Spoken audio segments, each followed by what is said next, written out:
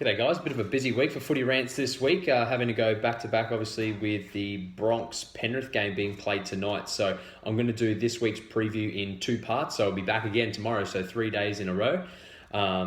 Just simply because the games later in the week, the team list won't be released until this afternoon. So obviously when this is coming out, I filmed this a couple hours to when this is up online. So I just wanted that process to come through, and then we can have a bit more speculation, especially around the game tomorrow with the Cowboys, being having Jonathan Thurston being 50-50 for that game. So by that point, we'll know whether or not he's made that final cutoff, and if he has made that cutoff, it's fair to assume that he will play this weekend for those for the Cowboys. Just pretty much wanted to preview just the Broncos and Penrith game. So for you Broncos fans, I'll deliver the goodies for you. And I thought we'd have a bit more of a discussion around the Australian team that got announced after I posted yesterday's podcast. So we've got the Broncos up against Penrith tonight at Suncorp.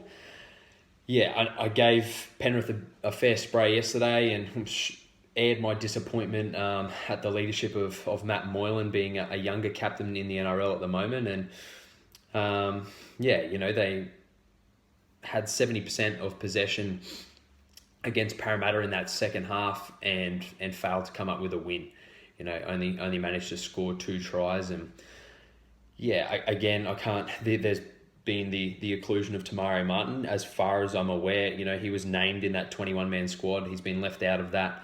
I don't believe it has anything to do with that neck injury that he suffered last week. So I don't know if that sheds a bit more light onto whether or not that deal with the Tigers is closer, and they're just like, well, fuck it, we're not going to keep playing a bloke who's going to be gone in potentially next week if that is the case. So it'll be interesting to see what happens on the player trade market, which seems to be a lot crazier and more evident in the press than it has been in previous years. So, it's made for interesting discussion during the year, and it just hasn't been talk around games on the field. If anything, it's been a bit more of a circus off the field. So, the Broncos welcome back Jordan Kahu after that groin twinge last week, which just relegates David Mead back to that bench spot. Wayne Bennett happy to continue that interchange selection of an outside back. Obviously, last week it was Mead and Pearson, with Pearson getting a little bit of game time towards the back end of the game. I guess it's working at the moment. He's used them a lot.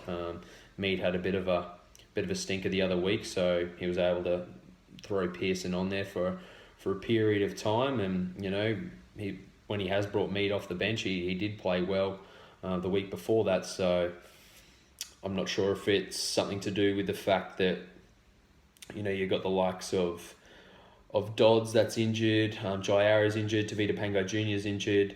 So whether he just feels that the forwards that he's got at the moment can get out the minutes that he needs and covers that to an impact that he's satisfied with, or whether it's a bit more of the thinking behind, if an outside back gets injured, I'm fucked. Maybe he doesn't believe in the diversity of the squad that he's got outside of any of those interchanges. Much like Des Hasler, he likes to, with playing Frawley off the bench. He's utilising that back interchange spot, and he's voiced his opinions around being able to bring an 18th and a 19th man around the HIA rule. So, which I think there is validity in the argument, but I think there's a few more factors that need to be considered before you start wasting 2 players' potential to play that weekend. So does that mean that if you're an 18th and 19th man, we all know that the 18th man doesn't play football that weekend, hence why you don't have the same 18th man week after week after week. Does that need to change? How does that come into effect? How does that influence that decision-making process and who those players are, and the depth of that squad that you need to have? So, a lot of things to argue forward, but I think the biggest question for Penrith is not having Tamari Martin. I think I rate the kid. I think he brings a lot to their attack, and the fact that him and Cleary, whilst they didn't get the results this year, you can't simply put that down to them. I think, as I've voiced almost every week since I've started Footy Rants, that it's ultimately been the forward pack that hasn't gotten them enough metres go forward as a collective group. Yes, there have been individuals that have stood up from week to week. I think the most consistent, to be honest, has been Corey Harawira-Naera, despite missing a game and getting dropped a fortnight ago. And then, Campbell Gillard had a cracker last week. James Tarmel's been named in the starting side again, despite having that knee niggle. So, look, it's time for him to go.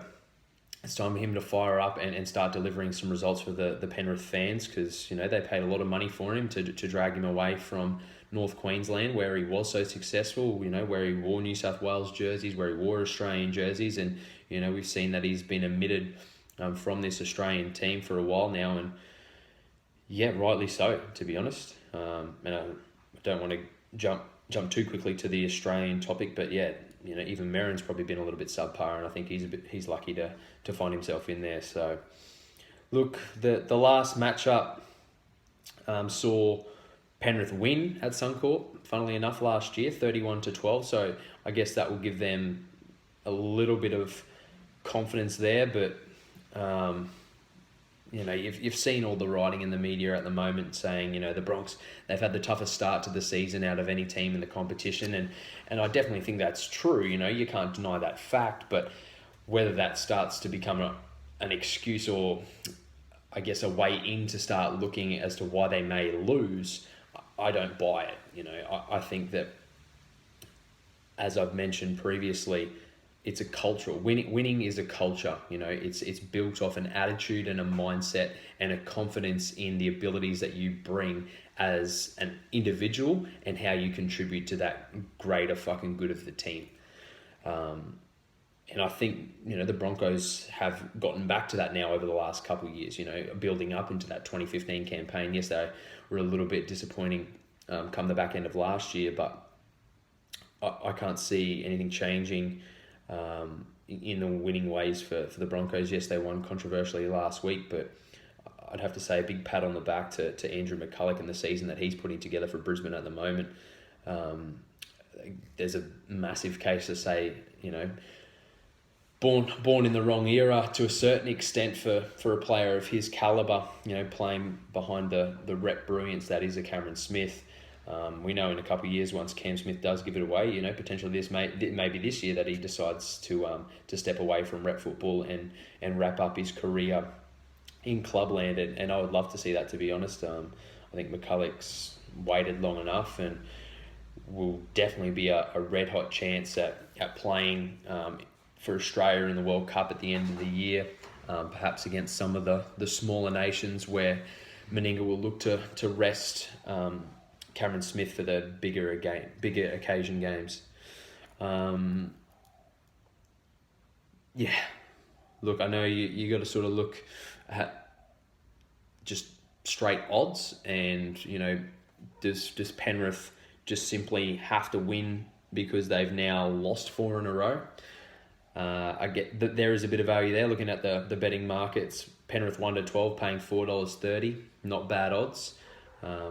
Especially the fact that they did win last year, but last year's last year. For me, I think the Broncos again.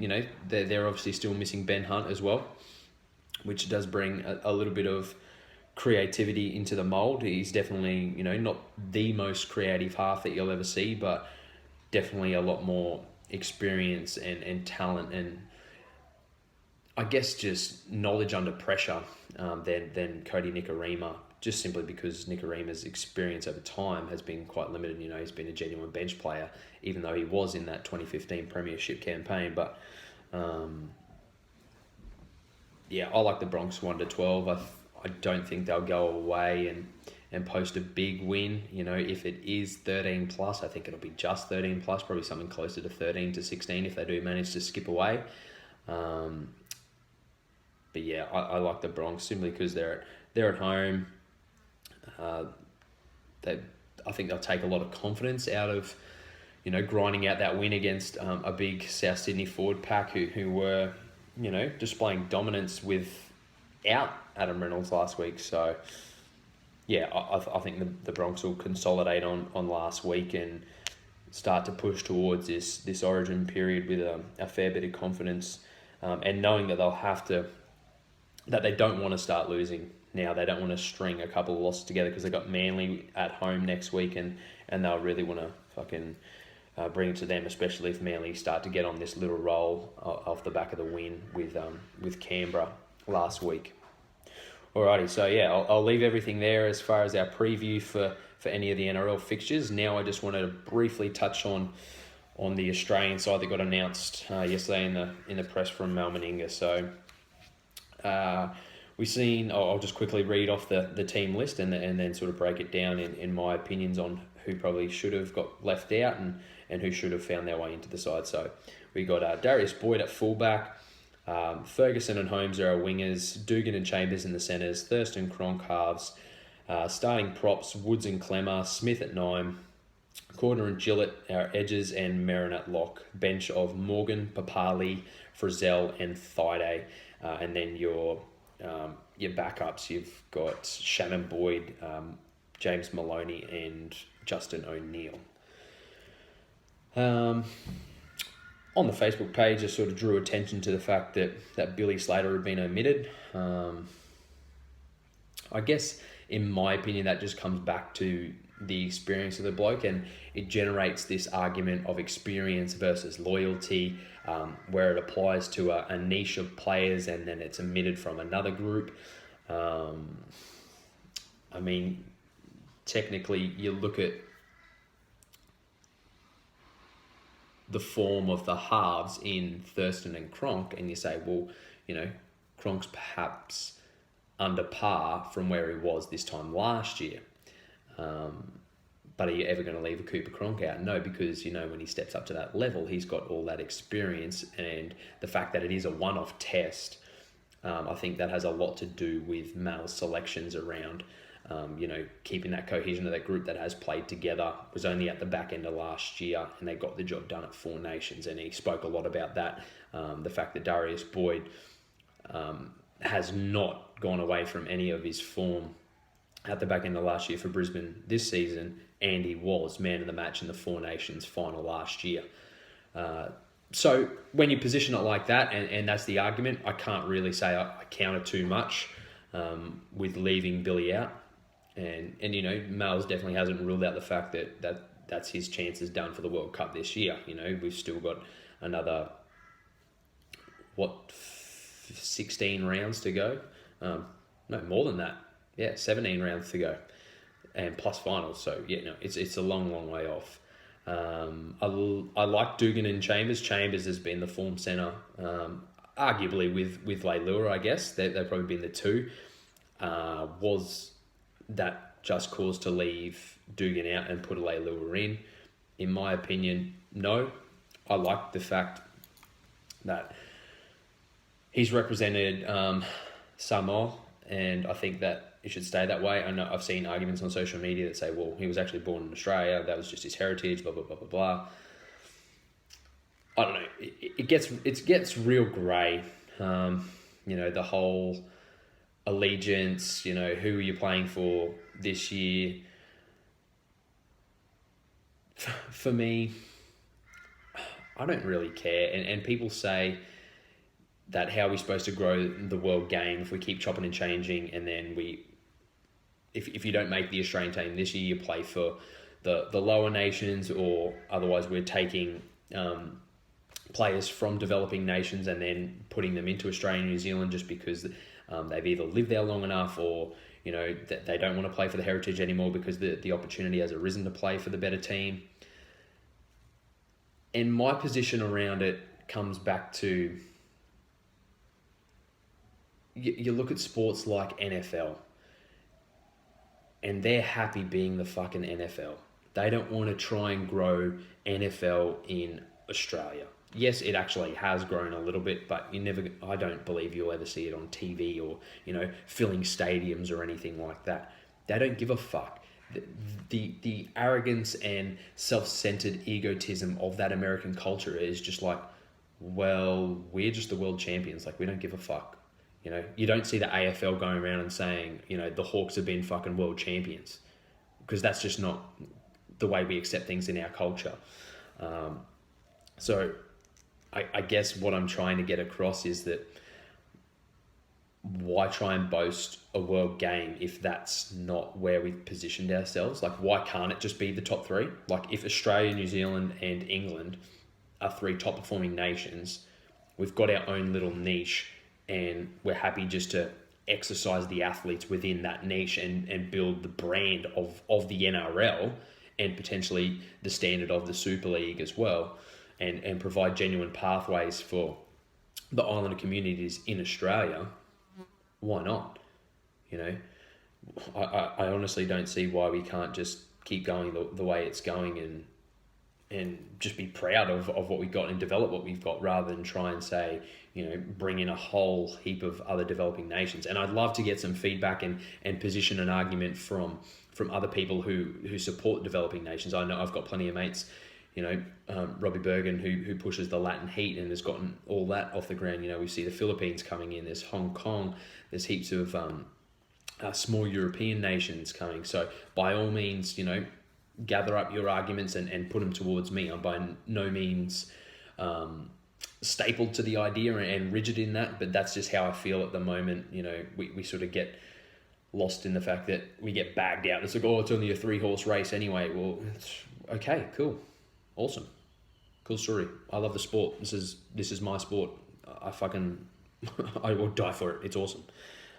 So yeah, what changes would I like to have seen? I wouldn't have picked Holmes. I'm not sure where else I would have gone. If I was going to leave Holmes out, I probably would have just either banged Slater on the wing or moved Boyd to the wing and Slater at the back, to be honest. I like the fact that Maloney's in the squad. I think it gives good recognition to the form that he's carried as a backup to Thurston through injury. Woods and Clemmer, I don't know if I'd start Clemmer. I'm not sure that he's really proven to be as damaging so far. I think the last couple of weeks he's showed glimpses of getting back towards that, and I would have started Papali, but I guess the thinking, if I'm trying to put myself in Meninga's shoes, is that Papali brings a bit more feist, a bit more zest, rather than a Clemmer coming off a bench. I don't think it brings the same impact, in my opinion. I guess if you look back at past performances, Clemmer off the bench in State of Origin in their winning campaign a couple of years ago, definitely can do it. But if I'm looking at one versus the other, I think I'd rather a Papali coming off the bench to try and bring that for me.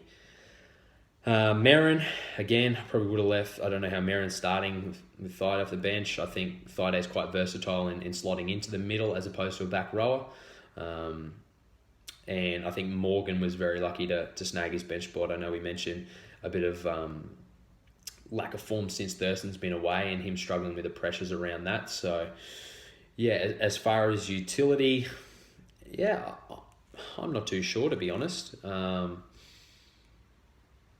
Cherry Evans has played at that level before. Whether he brings you the sort of diversity that you're looking for, I don't know. Moylan definitely hasn't been up to the standard to warrant that call-up. So, yeah, I'm not 100% sure. And as far as seeing Shannon Boyd and O'Neill even in the squad, I wouldn't even have them there, to be honest. I thought O'Neill has been poor since he's returned. Shannon Boyd hasn't really done much for me either. I would much rather have seen one of the Dragons forwards get the nod. Even a Wade Graham, I think, has been good.